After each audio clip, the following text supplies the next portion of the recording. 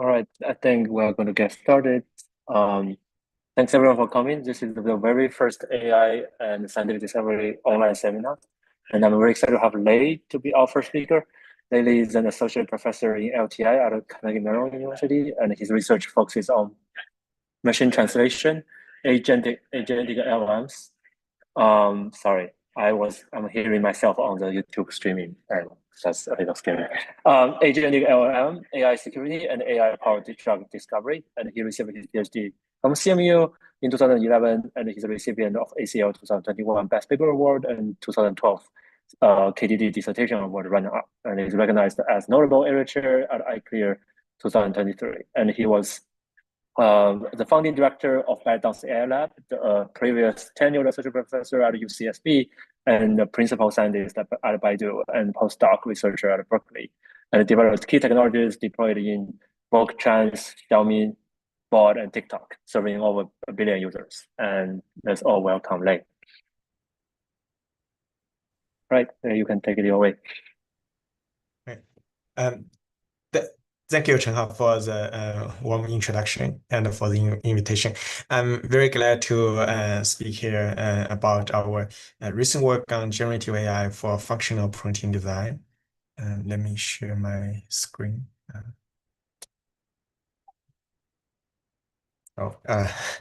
This big table. Let's start from the beginning. Okay, so the topic today is functional protein design.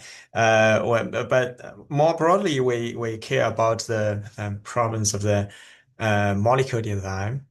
So the problem of molecule design is we want to design this molecule with desired function. There are many applications. We can design medicine, vaccine, enzymes, those are biocatalysts, biosensors.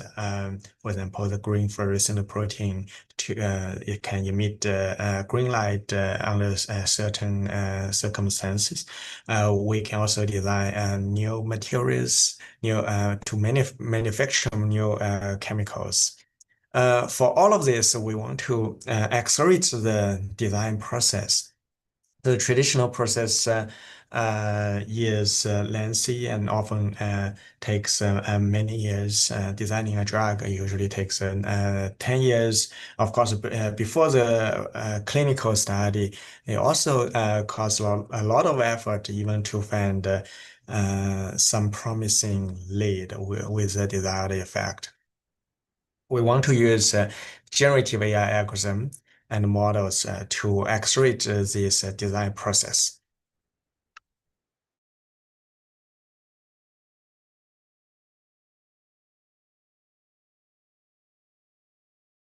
Oh, Lei, you are muted. I don't know how that happened.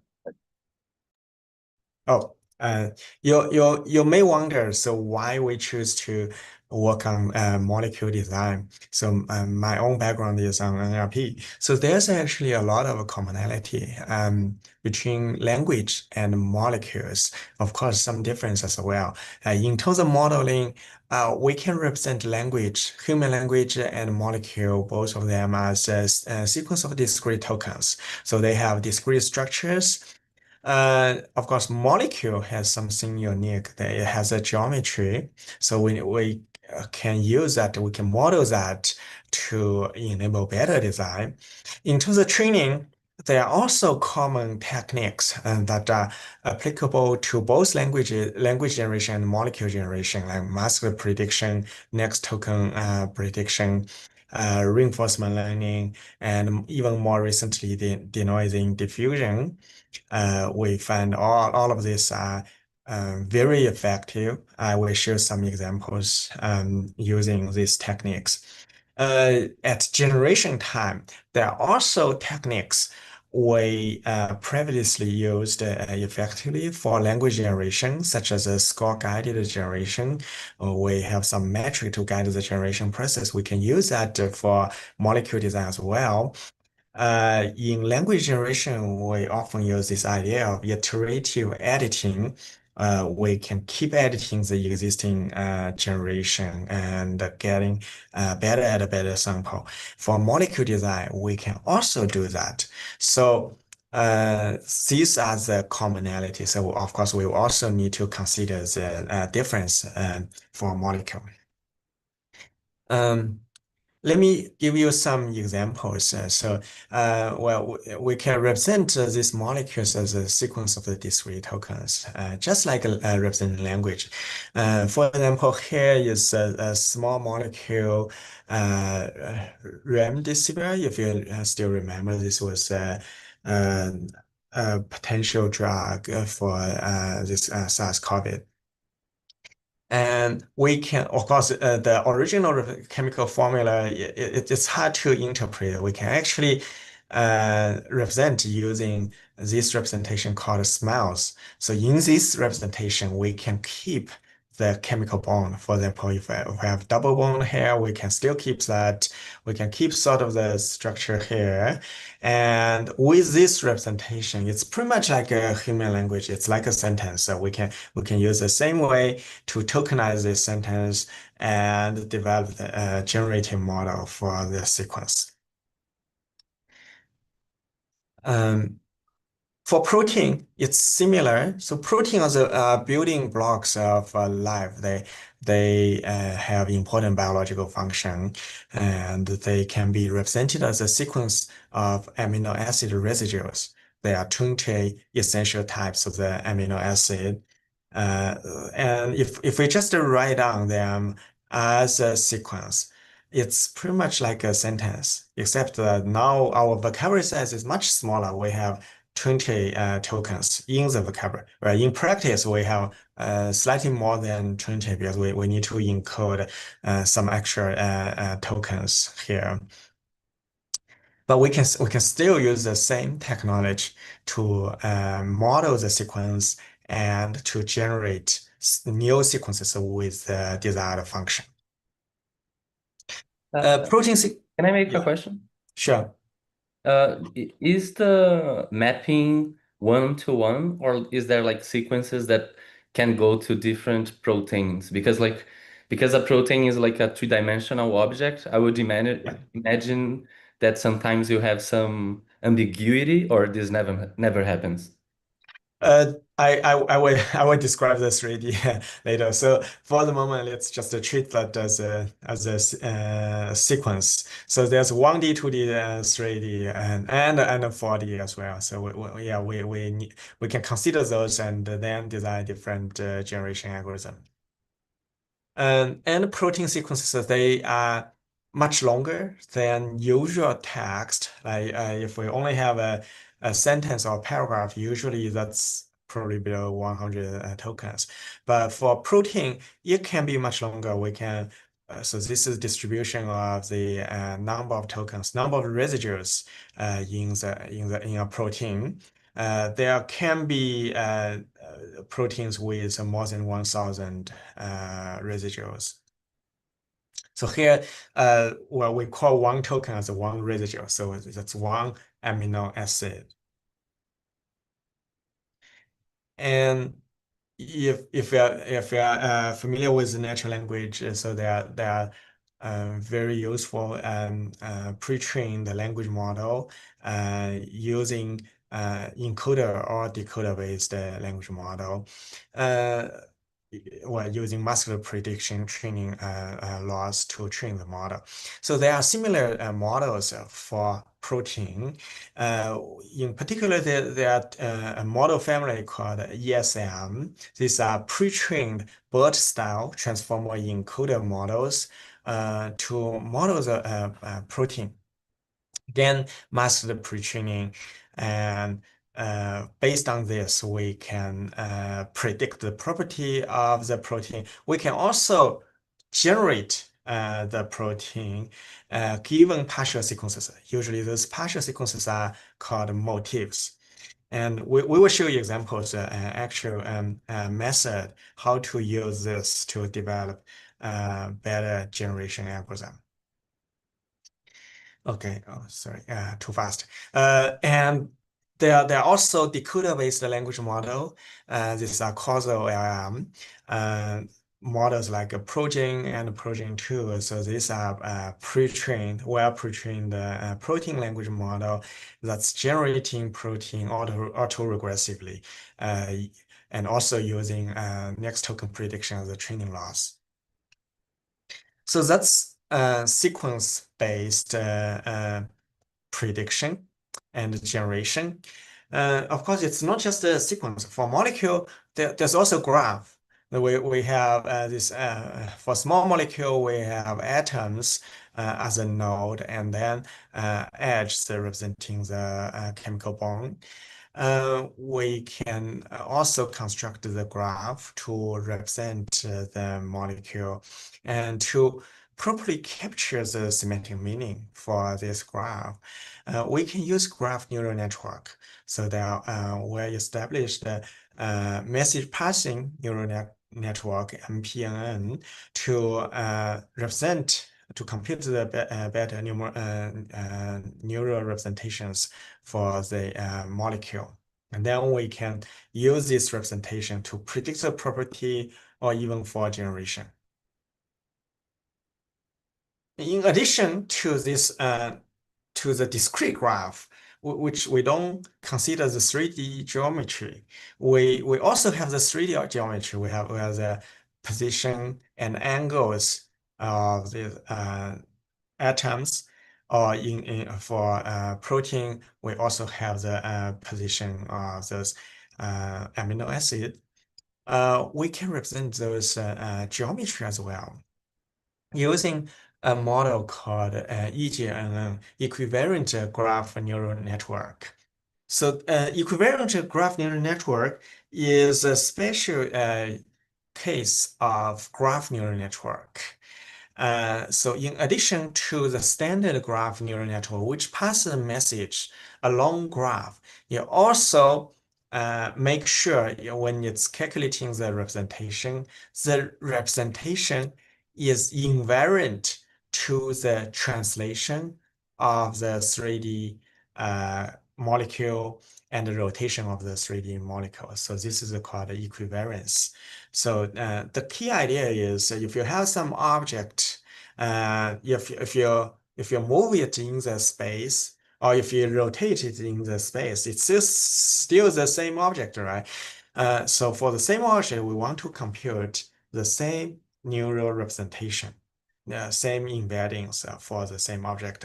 So the embeddings calculated from the same object, it should be invariant to the 3D translation in the space and the rotation in the space.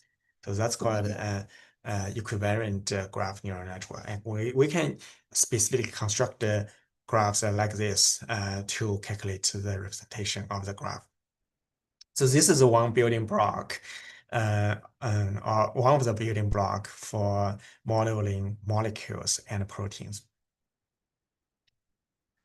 So for this talk, we will focus on protein design.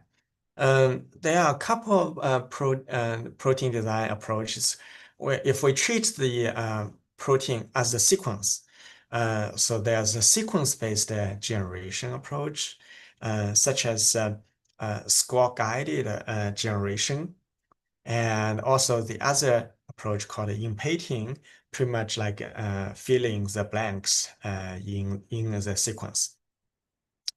If we consider the structure, depending on the structure we use, there are secondary structure-based approach to design the protein.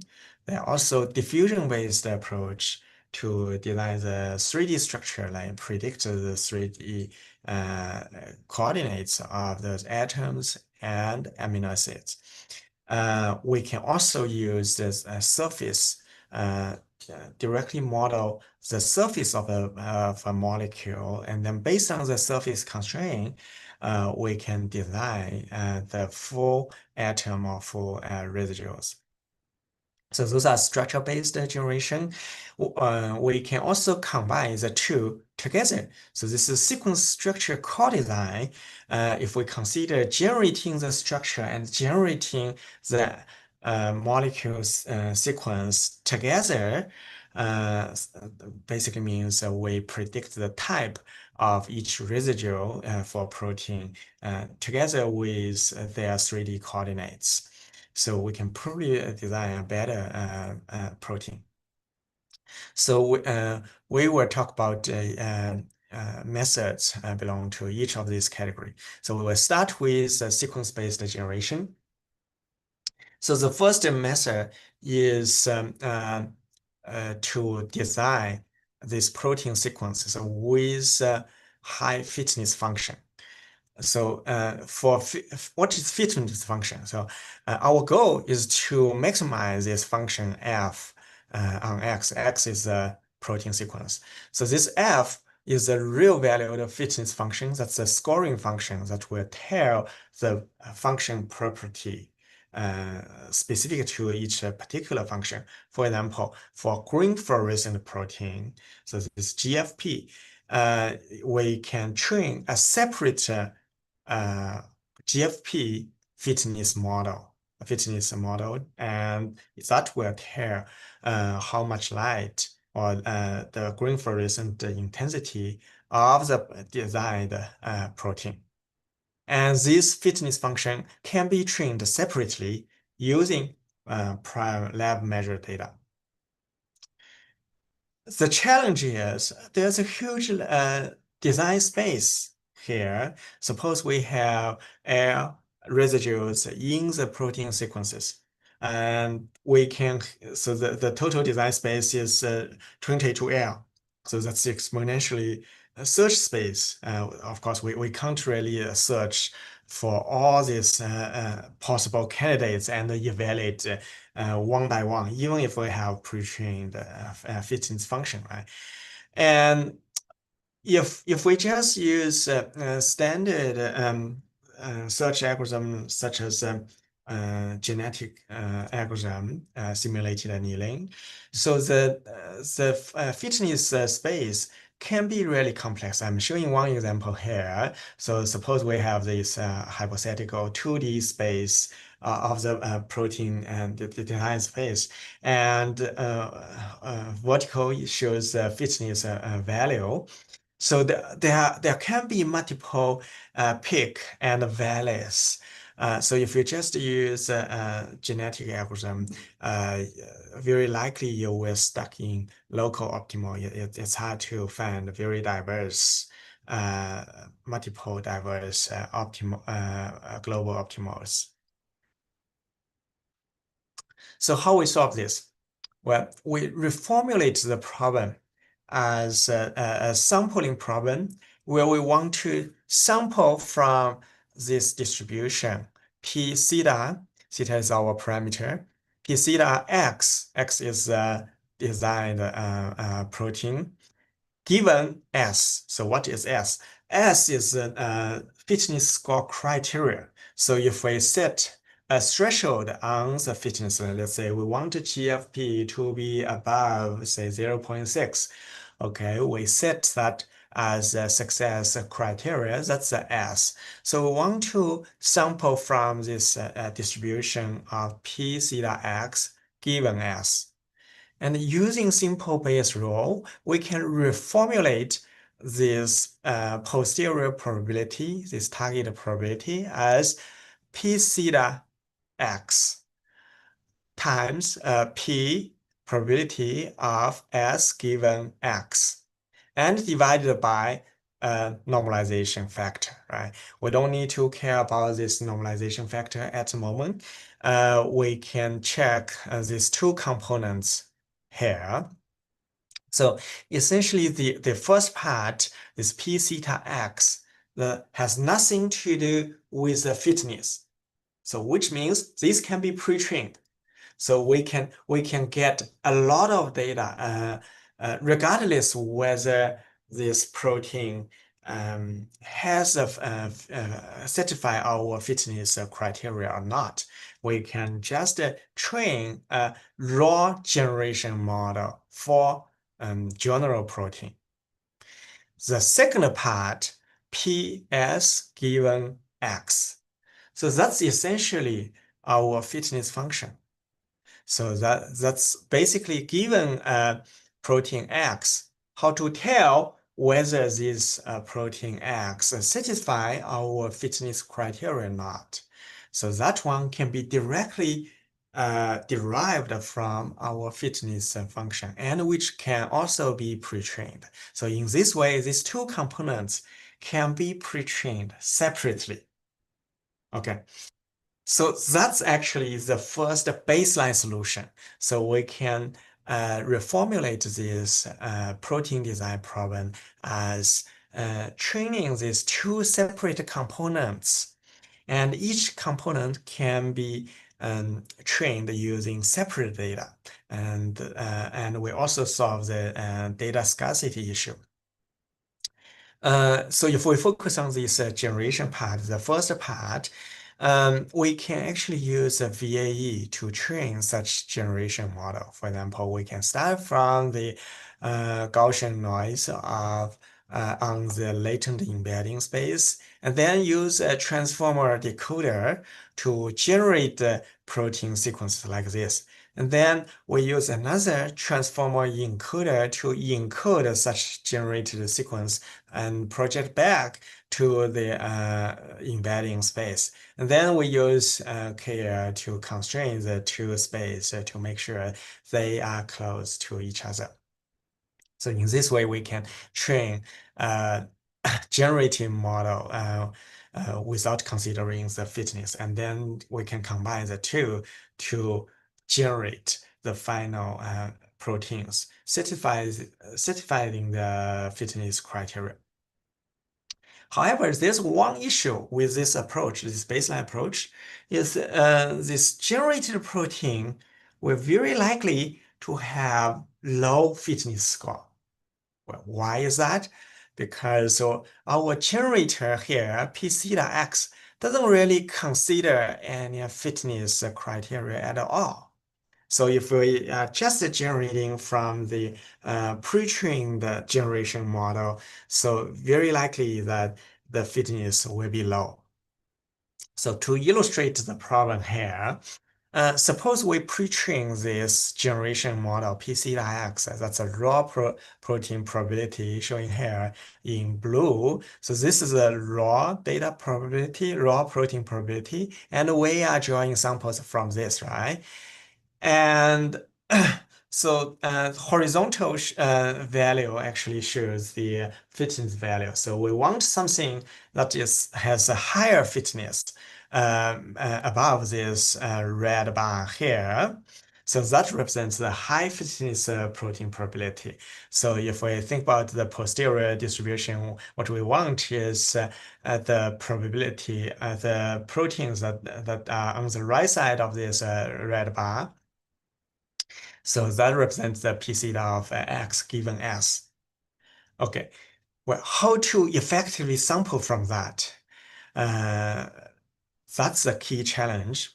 So our key idea here is instead of generating from the original distribution, original pre-trained distribution of P theta X, we learn a new distribution. It's called a variational protein generation distribution. Here we use Q to represent such a variational distribution.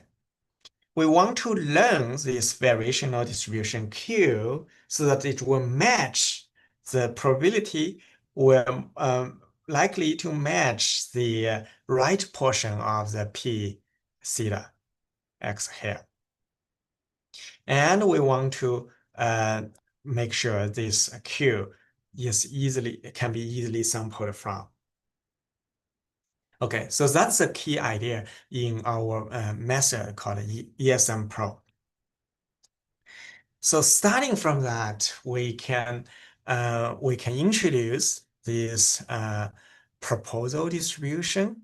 That's the actual generation distribution we will use Q5 here to approximate the distribution of good protein P theta X given S. So that's the good proteins.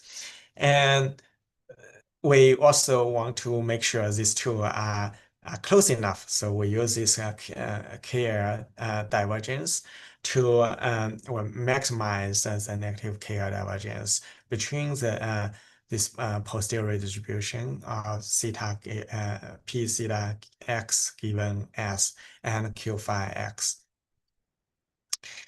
And since we already use VAE variation autoencoder to learn p theta, we introduce another variational autoencoder to learn Q phi. So that's the second variational autoencoder we introduced. And in this Q phi, we also augment the model with additional structural feature. It's actually learned from Markov random fields that will incorporate the correlation among residuals. And then the whole procedure can be learned in a way in the framework of expectation maximization with importance sampling. So that's essentially self-learning procedure. Okay, why do we need to introduce this Markov random fields? Because there are correlations among residuals in the sequences. So if we consider the unigram and bigram correlations, so we can use this Markov random fields to learn some correlation weights of these residuals on different position. So that actually represent how likely these two residuals are going to co-occur in these two different positions. So once we learn that, we can add that to our generation model. So in our decoder, so because we have in the VAE, we have a transformer decoder that will generate the amino acid sequences. We can add this additional feature, additional learned Markov random fields weights as a feature in addition to the embeddings, and then use that to generate the actual protein. Okay, how does it work?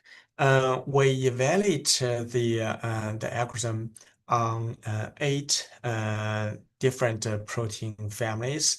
For each different protein family, we learn separate fitness function. And we're showing here different approaches for this fitness guided generation. Here, ESM search is a generation method using ESM and then use the pre-trained fitness function to filter the generated protein. So you can see the fitness value is actually much lower. So that's actually our baseline. And other methods like PEX and GFlowNet, they can generate higher, more effective proteins compared to ESM. While our EsEMPro is still much better in terms of fitness value. And the other important perspective is the diversity of the generated protein. Because we want to generate new proteins that are not necessarily similar to the proteins already in our training data. So we want to be able to discover new proteins. So that's one important aspect of the IsEMPro. It can generate highly diverse proteins compared to all other baseline. But the only other baseline is CMA and ES approach can also generate very diverse proteins. However, the fitness value for CMA ES is really low. So we can achieve both high fitness and high diversity. So to illustrate, this is one example protein we designed with IsEMPro. This is one green fluorescent protein.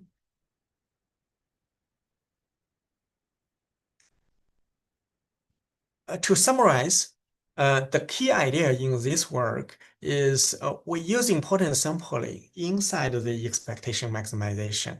So this is more efficient than direct using ESM to generate and then filter. And also the combinatorial enhanced latent generative model, where combinatorial meaning we add this structure feature learned from Markov random fields. So this combinatorial feature, they are very effective and boost both diversity and fitness. And this self-learning process is also very useful where we have limited data to train the direct generative model for the specific family. Any question? Like this is a very basic question. I'm not familiar with these protein data sets. Can you kind of explain a little more like what each data set includes? And I guess like this one has structural features, but I also don't quite understand like how that translates to that visualization that you have. Maybe like that'll help me understand what a fitness score is trying to measure better as well. Yeah, sure. Excellent question. So here, this data set is well, the more details is described in the paper. This data set, we have 8 protein family. Each family is corresponding to one function. We have one example here for the green fluorescent. So green fluorescent GFP is a one family, and we can train one fitness function. It's basically a model-based predictor to predict the green fluorescent score for this family. And we have fitness functions that's trained individually on each of these 8 family. So we have 8 functions. And for each one, we have like separate generation process. So the evaluation is measured by the fitness function, trained fitness function. So that's a task.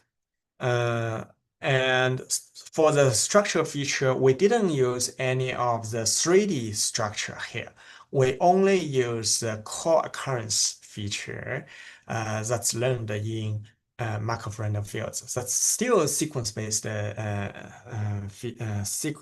Based on the sequence, we can directly collect the statistics to learn this MIF.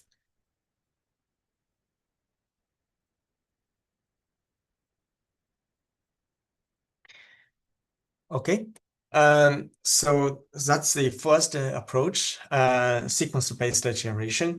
There are also other sequence-based generation, such as impacting.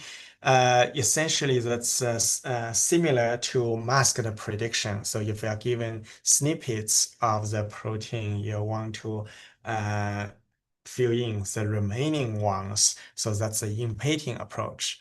That's more or less similar to the way BERT is generating text. And next, we are going to introduce a structure-based generation where we really want to introduce additional geometries here. So let me describe the design problem first. So we are going to design protein-protein complex. So, well, for pharmaceutical purpose, this molecule assembly are often formed when we have 2 or more protein molecules that they can interact and bind to each other. For example, this SARS-CoV, this S protein can bind to this ACE, that's an enzyme protein that's commonly available in our human body, in heart, lung, kidney, etc. And that's why SARS-CoV is so dangerous, because it can infect so many places of so many organs inside our human body. To design an effective drug, so one approach is, or if we can design this protein that can bind to a target protein or a target virus, then we can inhibit or prevent this disease from functioning in our human body. Well, how to do that? So one approach is this surface-based protein design. This is one of the approach. We will introduce another approach later called PPDiff, which is a diffusion-based approach. So for surface-based approach, we want to find this protein that can bind to another protein. Where suppose we are given this blue one, that's our target protein. And we want to design this red protein that can bind and attach to our target protein. So the intuition is this surface geometry, the outline of the protein, of our target protein, actually said the shape of the binder protein. So these two proteins should have somewhat complementary shape, right? And they should have some properly placed charge, the polarity or hydrophobicity that can encourage the binding. That the poorly placed charges will prevent this two molecules to bind to each other. So that's our intuition. And based on this intuition, we propose a method called SurfPro. And so the key idea is we will model this desired surface geometry and the chemical properties on the surface. So that means we will model the shape of the surface itself. And we also model these vortices on the surface and the chemical property, including the charges on the charges and the hydrophobicity. Hydrophobicity basically tells whether this is this like water or dislike the water. So we can have this property on each location, each vertex on the surface, basically on the peripheral of the protein. And then we design this hierarchical encoder. This contains two hierarchies with the local encoder that will model these local geometries and chemical property. And we have a global landscape encoder that will model the global shape. And then based on that, we get the representation of this shape. And then we use another autoregressive decoder, that's basically transformer decoder, to generate the protein sequence in the end. So that's the overall idea. And of course, there are a lot of details in this local encoder and global encoder. But before that, let me describe how we represent the surface. So we first use this tool, MS tool, that will transform a protein. So a protein, it's described as a PDB file. We will transform this PDB file into the point cloud representation that will represent the protein surface, the surface geometry coordinates of the surface and the shape of the surface. And each vertex will contain the 3D coordinates of the surface, and including two additional property, hydrophobicity and charges. So this is one example. So we have this coordinates and also the hydrophobicity and the charge of the of each of the residue. And to construct the surface, we can use standard computer graphics algorithm and doing some surface smoothing and compression using octree. So this is one specific way to do that. There are many ways to do this, but we pick this Gaussian kernel-based smoothing to make sure we have very fine-grained representation of the surface. And later we compress the representation to make sure we don't need a very large number of vertices to represent every details of the surface.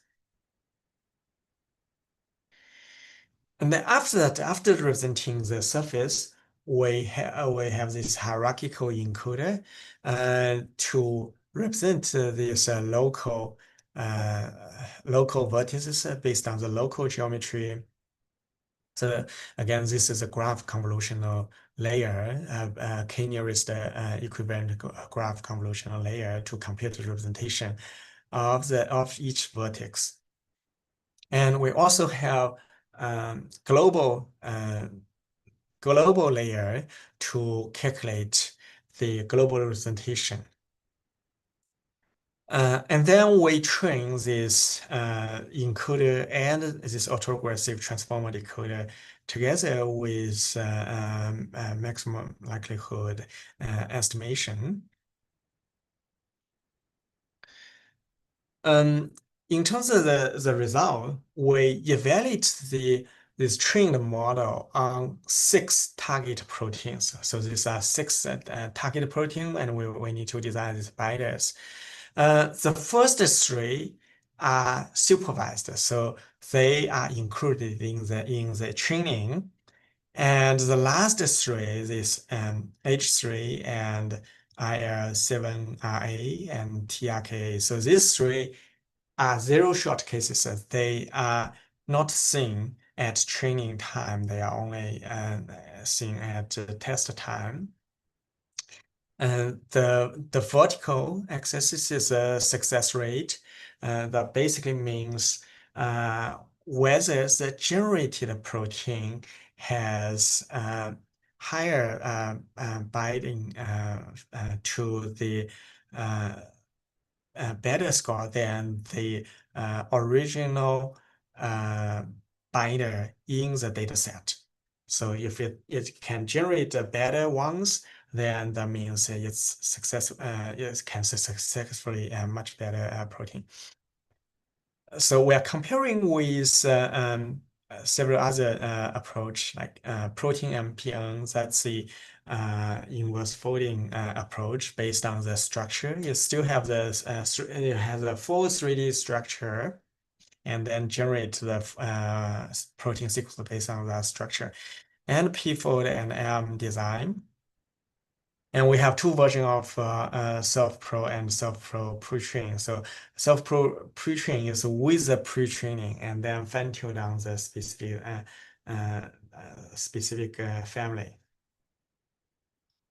So on average, we can get much better performance than all the prior method, but also with the pre-training, SurfPro is also better than the SurfPro without pre-training. So if you're curious, this is one designed binder. This blue one is given as a target, and this red one is generated by the algorithm. I have a quick question. Yeah. Yeah. How did you validate the success of the binder? Like, did you assess its binding affinity and complex, like the protein ligand complex structure, like through simulation, or what way? Not from simulation. We don't have the simulation, but we do have the way to compute this binding affinity score. Thank you. Okay, so yeah, to summarize the key highlight here in this work, we can design protein based on the surface geometry, augmented with additional chemical property. So that provides some constraints. So that almost decide what type of the protein we want, what is its shape. But we don't know the actual amino acid residues in the sequence. So we can use that as the input and then generate the full residues. And it proves effective for bio design. There are also additional experiments on the inverse folding and enzyme design tasks. Okay, so those two are sequence-based approach and structure-based approach. So next, I'm going to introduce a method that combines the two, combines both sequence and structure together. So this method will generate residues and their 3D structures simultaneously. So, and it proves to be more effective than sequence only and structure only approach. So what's the application here? We are concerning about these enzyme designs. These enzymes are biological catalysts to accelerate chemical reactions. So this is an illustration, like enzyme basically will help to overcome some obstacles to facilitate the chemical reaction. And how to design this effective enzyme? There are three motivations. First, if we want to indicate the function for a particular enzyme, we can use functional important sites, or we can also call it motif. So these are active sites that will bind to the substrate. If we're given this partial sequences of functional important sites, we just need to complete this sequence, like to fill in the remaining sequences, so we can generate the remaining one. So that's one insight. Traditionally, it's also called scaffolding, protein scaffolding. The second motivation is we can also use tags to indicate the function. There's a database called enzyme category tree in Brenda database. So it includes 4 levels of tags. So I'm showing some examples here. Each level of this tag will indicate the functional property of the enzymes within that family. We can use this as an indicator to tell the model this is the family, this is the type of function we want for the enzyme. This is pretty much like a multilingual machine translation where we use language tag to tell the model to generate the translation for the specific language. Another motivation is we can use substrate. What is substrate? Substrate is a small molecule that is bind to enzyme at reaction time. So for specific enzyme, we can choose a particular specific substrate to bind to the enzyme. So if we're given this substrate for our design enzyme, we need to make sure this design enzyme will bind to the provided substrate. So with these 3 motivation, we can combine all these 3 together in our model. So our model is called EnzyGen. The backbone consists of this layer called NAEL, that's neighborhood attentive equivariant layer. So it contains 2 sublayers. We have global attention layer, that's essentially transformers that will model the sequence. And we have neighborhood, that's KNN, nearest neighbor, K nearest neighbor equivariant graph neural network to capture the coordinates of the alpha carbon of each amino acid. So that's the backbone of the model. And to incorporate the the enzyme tag, we also add tag information. We just use that as additional token, and together with our functional site. So we also provide important functional site. And then, for example, here, K and D are given. Those are two in functional site. And the remaining one are masked. So we mask the remaining one. And we also provide the 3D coordinates of those functional important site, and the remaining one are initialized randomly.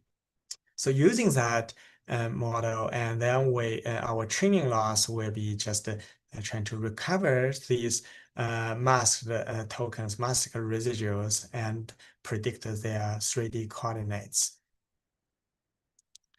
Okay, I will skip the details, but to incorporate the substrate information, we also add one more training loss here. We also use this NAER representation to represent the substrate, which is a small molecule. And we compute the molecule, and then we have this enzyme substrate interaction loss to encourage proteins that can bind to the substrate. Okay, let me skip the details here for the interest of time. Let me show you some examples. First, we build a data set. It's called EnzyBench. The tags are extracted from Brenda database. There are 8,000 fourth level enzyme classes, but we only use 3,000 of them. These 3,000 contains more data, and the remaining 5,000 are really very sparse. And we discover functional sites for each class, and then merge them to 256 third level categories. And we use 30 largest category as the validation and test. And so we randomly pick 50 samples, 50 fourth level categories from this 30 for validation and 50 for testing. So here's an experiment result. I'm showing some example families here, but the actual experiment is done on all of the 30 categories. So I'm also showing the average score here. So this score is called ESP score. That's the enzyme substrate prediction score. That basically tells how likely this enzyme will bind to substrate. So the higher, the better. We also have several prior methods, including PROT-seed and the very famous IF diffusion method developed by David Baker, and the ESM-based approach. So we can also combine ESM with the EnzyGen together to predict the sequence and the structure.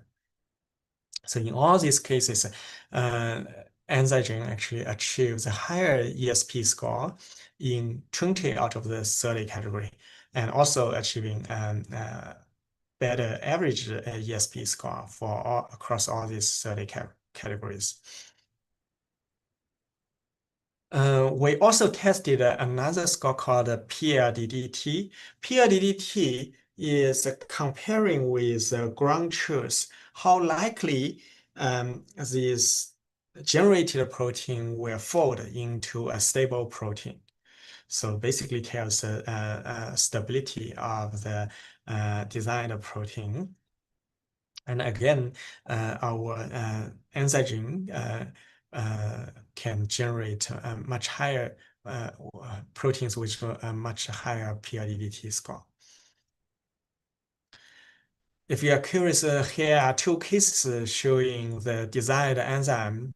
Here is showing in red. And in the middle, there are small substrate.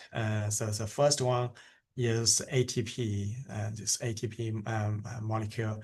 And the right one is, I think it's peroxone. exome substrate. Okay, let me summarize the work here. So for EnzyGen, we design a unified model for 3,000 enzyme family. It also shows a very good zero-shot performance. So even if the family is not including the training, we can still generate the proteins for additional family. And this sequence and structure co-design approach turns out to be more effective than separate approach. Actually, so I think I didn't mention. So IF diffusion and IF here, so that's inverse folding. IF diffusion, that's generating the structure first, and then using IF inverse folding, that's essentially protein MPN. Protein MPN is generating the sequence from the structure. So they still generate the sequence and structure in the end, but they generate in two separate stages. So it turns out that if we design these proteins, design their sequence and structure together, it proves more effective than designing sequence and structure separately. Okay. I don't have time to go through the other work like PPDiff, but the key idea here in PPDiff is for protein complex design, we can use the diffusion to actually have this hybrid diffusion to design better sequences and better coordinates. Okay, let me skip that. So some final messages. For protein design, for functional protein design, the problem formulation is very important. So we describe the three different ways to formulate the design problems here. We have fitness guidance as a design objective. We can also use a chemical property. And in the EnzyGen case, we're using functional tags and motifs as a guidance to design the protein. Modeling the structure and geometry is critical for molecule. And also modeling the mutual constraint between the sequence and the structure proves very effective than treating them separately. And also interaction between this protein and ligand is important. If we can incorporate that in the design model, then often it will lead to better performance.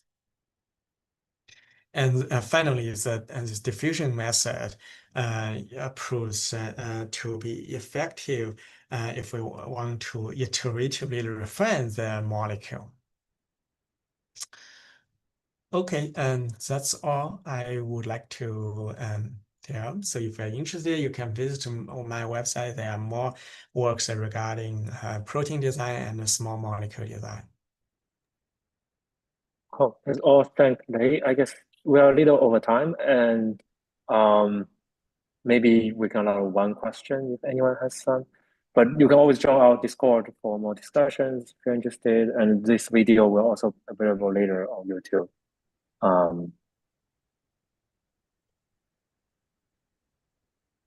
Cool. In that case, let's all thank Lei again, and we will return next Friday. Thank you. Thank you. Bye.